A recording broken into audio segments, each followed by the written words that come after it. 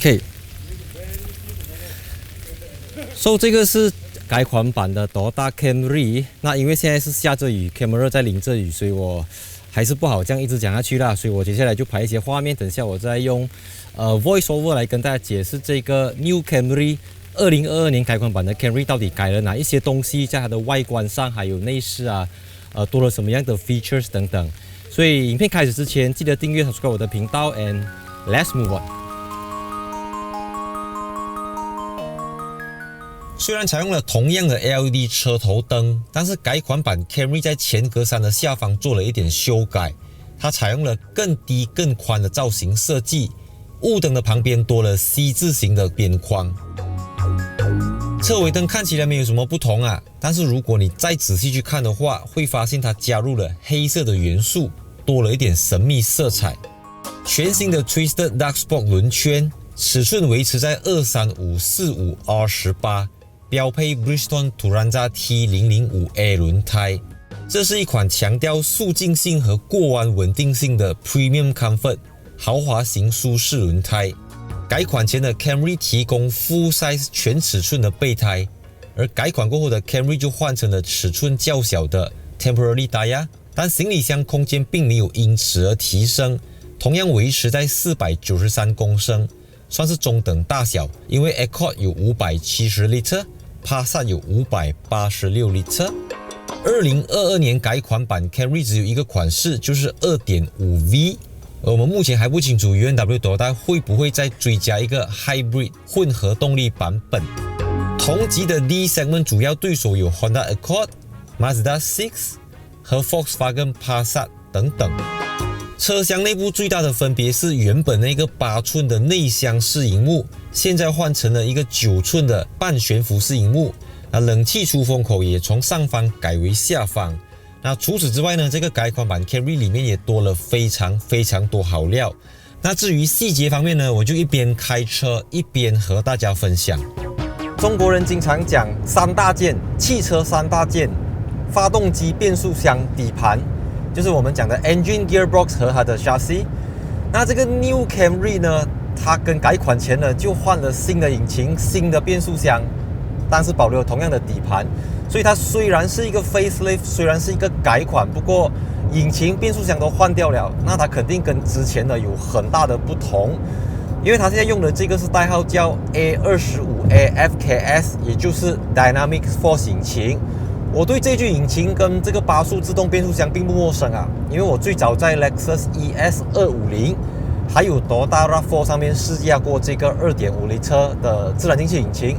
它有209 PS 和253 Nm。Honda Accord 的话是有201个 PS 和260 Nm， 就马力比它小，不过扭力稍微大一点。But 因为 Honda 是用 CVT， 所以这个 X-Speed Automatic Gearbox 绝对比 CVT 还要来得精彩，特别是在起步加速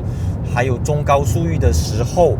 而且 UNW Toyota 特别强调啊，在改款之前的那个 6-Speed Auto， 它走到110的时候 RPM 是2000转，那现在这个改款过后的呢 RPM 只要1700转。所以1700跟2000 RPM 虽然看似只有300 RPM 的差别，可是如果你行驶100公里、200公里、300公里、400-500公里的话，你就会看得出这个 X-Speed Automatic Gearbox 的优势在哪里了，就是起步更加的顺，高速更加的省油。当然，除了这个 Engine Gearbox 这个 Power Data 之外呢，它也比改款前的多了 Driving Mode， 就是它有 Eco Mode、Normal Mode 跟 Sport Mode， 所以这个是一般在欧系车不难见到的东西。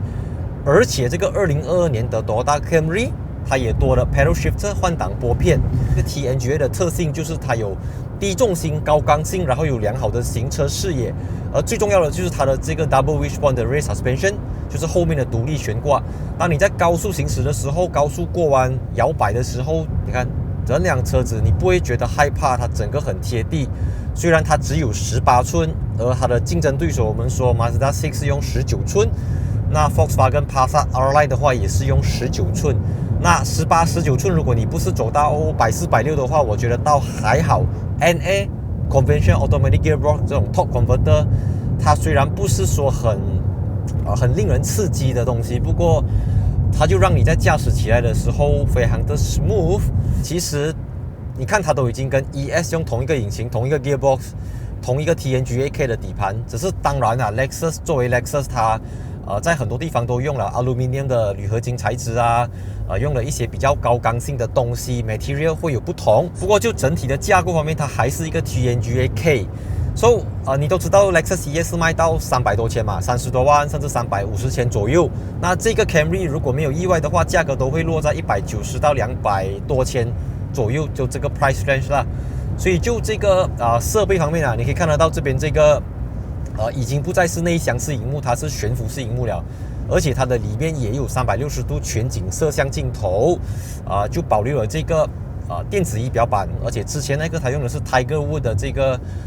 design， 那现在这个就是银色的边这样子，所以同样是看起来非常的现代，椅子包覆感非常的好，非常的舒服，然后有这个褐色的缝线等等，然后这个方向盘我之前在介绍 Toyota RAV4 还有 Toyota Harrier 的时候我都有介绍过了，所以基本上是一样的东西，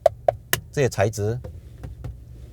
Toyota Camry 就延续了改款之前的，它有9个 speaker 的 JBL Audio System，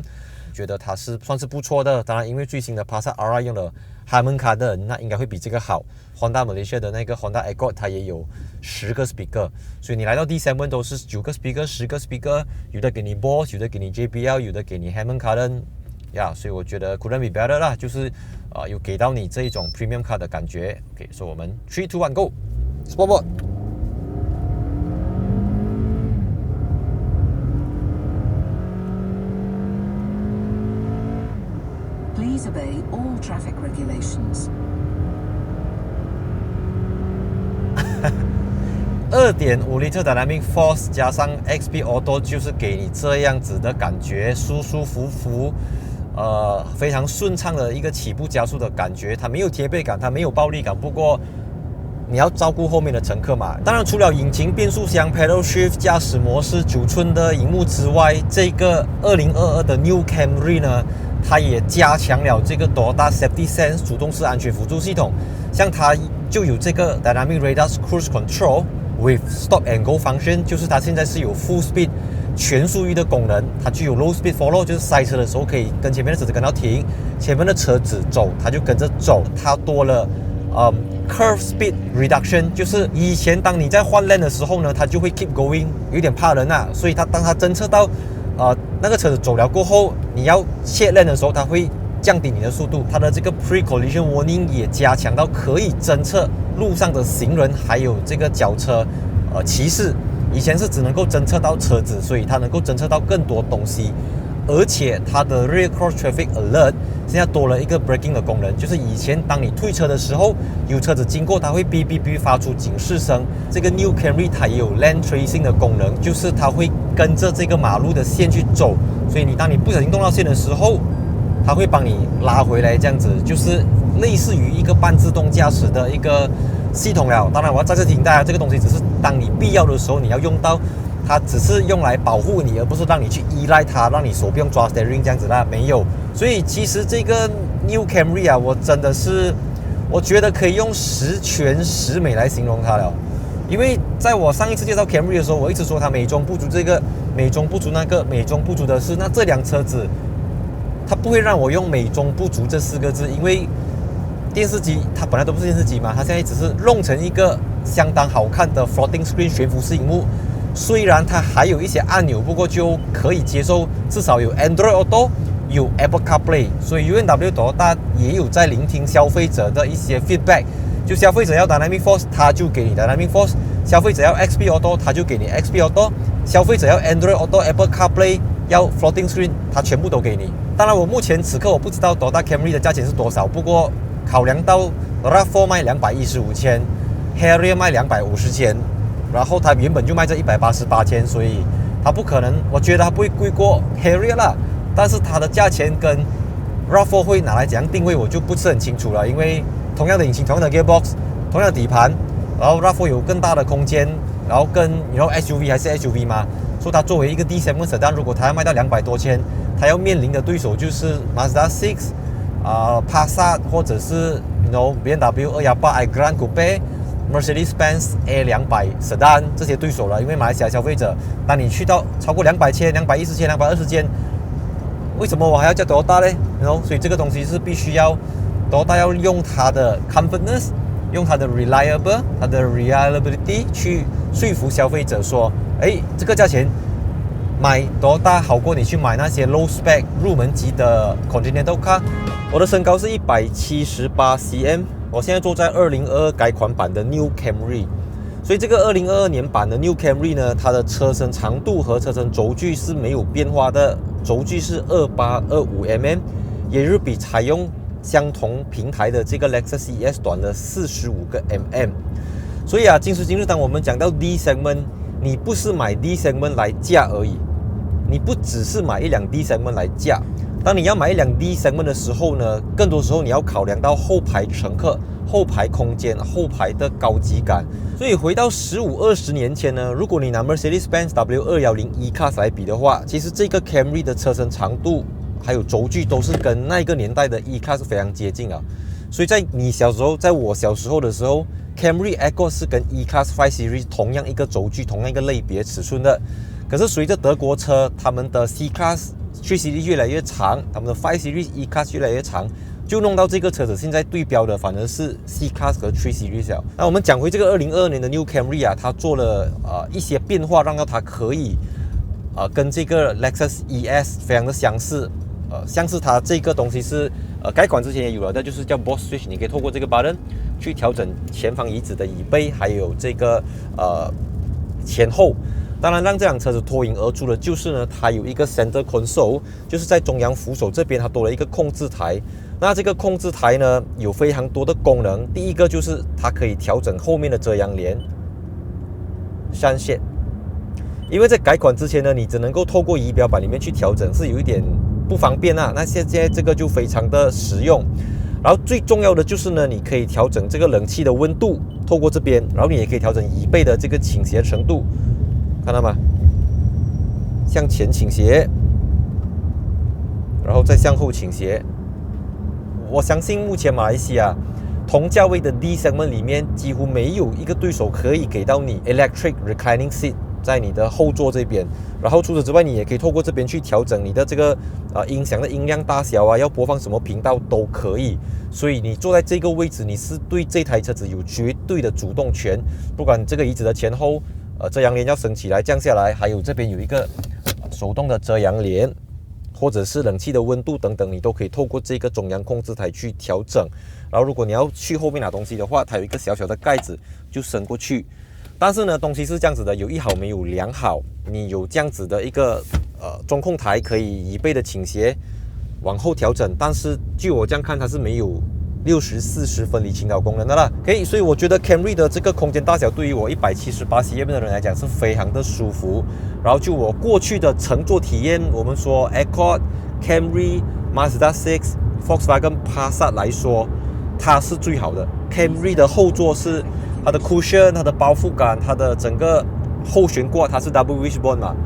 整体的乘坐感，然后还有 TNGA 给你的这个视野，让到你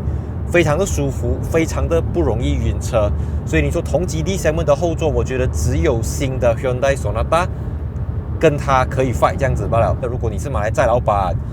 载你的岳母、你的岳父，然后载老人、载小孩子，都是一个非常好的选择。除了2个冷气出风口之外，下面有给你2个 USB 接口。你真的要鸡蛋里面挑2根骨头，就是它没有玻璃天窗。这个我觉得没有玻璃天窗，就是可能你会觉得说马来西亚人不需要玻璃天窗，不过东西是这样子的，你有你不一定要用到，不过你要用到的时候你开得上来，你拿得出来 ，right？ 所以我刚刚经过了一个叫 Maran 的地方，所以现在距离甘邦还有40公里，距离关丹还有60多公里左右，所以现在 UNW Toyota 就安排我们离开这个 Kara Highway 来到小路，因为有时候这种试驾你不能够永远都在 Highway 的，不然你试不到它的真功夫。说来到小路方面呢，你就能够试到它的底盘到底是它的 Body Roll Control Everything。OK， 我觉得209 PS 和253 Nm 不会让你有 underpower 的感觉，而且它现在这个 XP Automatic Gearbox 如果啦 ，example 你现在想要比较 aggressive， 你想要比较有力一点，你就去 Sport Mode， 然后你就去这个S Mode， 你的 Gearbox 去到 S Mode， 你就用 Pedal Shifter。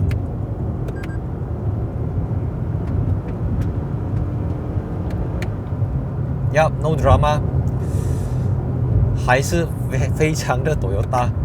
Downshift，它很舒服，整个车子它design到重心很低，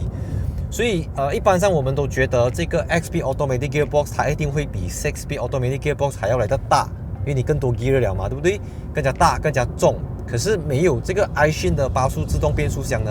其实它的体积是比 6-Speed Automatic Gearbox 更加的 compact， 就更加的紧凑，而且重量也比 6-Speed Automatic Gearbox 更加的轻。所以今天这个简短的 Media Drive 试驾影片就暂时到这边，所以我希望在不久的将来，我可以再把这台车子拿出来做一个long term review， 到时再给大家看一些再给大家讲解一些更加 details 的东西。不过我相信今天这一集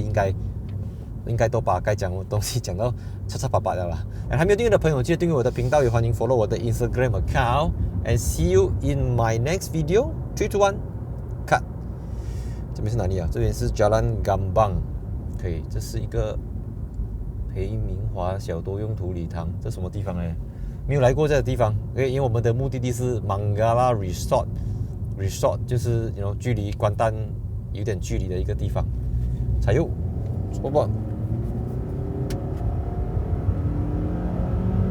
可以啦，要个车。Now shift. Okay. Yeah, very smooth. And cut.